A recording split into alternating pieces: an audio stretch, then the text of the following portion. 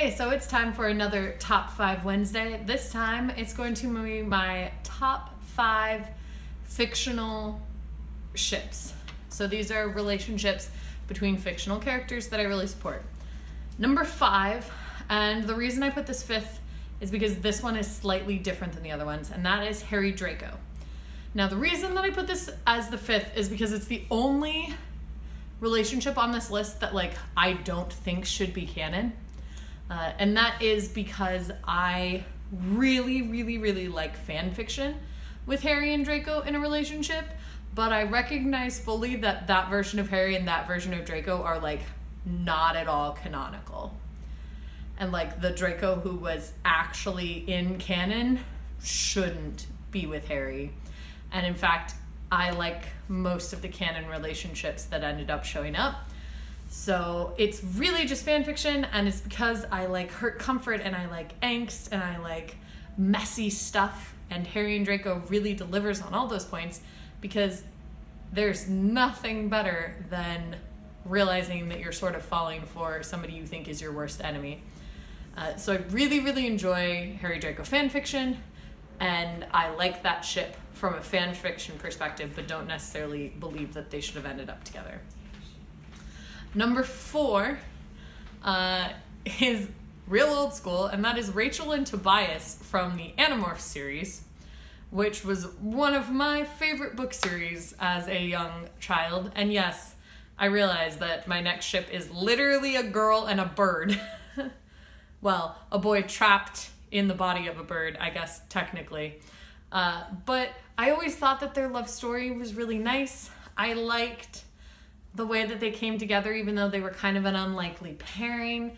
I also really liked that Tobias was a red-tailed hawk, and I used to name the red-tailed hawk that lived on our farm Tobias because of that. And so, I don't know, it's a relationship that I've always enjoyed. Number 3 is Neville Luna. So this is a Harry Potter ship that does not exist in canon, but gosh darn it, it should have. And this is one of those ones that I firmly believe should actually be real.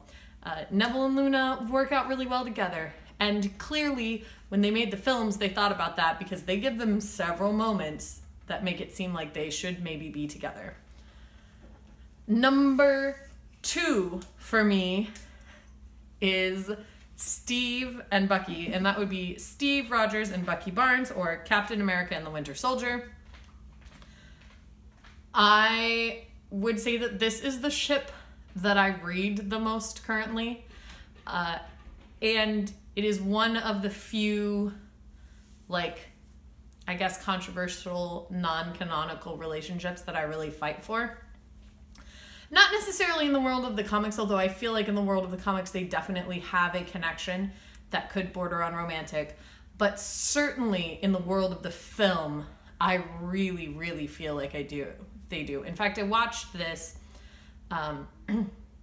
supercut where they took all of the lines that Steve and Bucky say to each other with the same physicality and the same emotion, but had them played by a man and a woman, and people were like, oh, they're clearly in a relationship. But man, you say that Steve and Bucky are in a relationship and people are like, no, they're just brothers. I have a brother. I love my brother very much. We're not like that. Steve literally killed himself the day after Bucky died.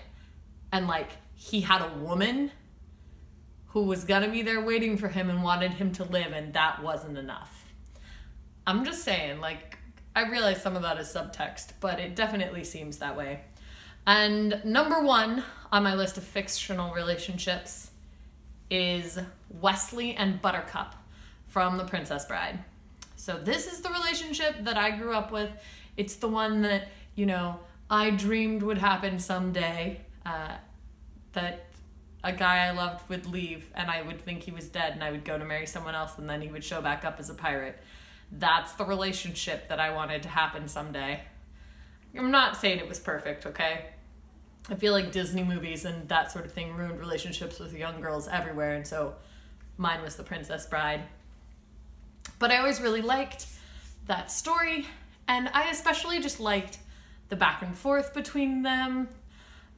As I grew up, I had a little bit of problem with like how, I guess, helpless Buttercup was for a lot of the time. Like she really needed Wesley to save her, and I wasn't necessarily a fan of that. But I do still like their classic romance, and that movie gives me warm fuzzy feelings, and it's still one of my favorite movies. So yeah, those are my top 5 fictional ships. Let me know in the comments what ships you support. Fitzsimmons walked by here a little while ago to remind me to remind you that you should ship Rey and Kylo Ren, because she does, and that's definitely her #1 ship. It's her honorable mention on the list. So if you guys support any of the ships that I listed, if you've got other ones you want to add, please let me know. I would be interested, especially if you read fan fiction about those ships. I would be interested in links to that. I always love new fanfic or fanfic about the ships that I mentioned, because I always love reading about the ships that I like. And I'll see you tomorrow.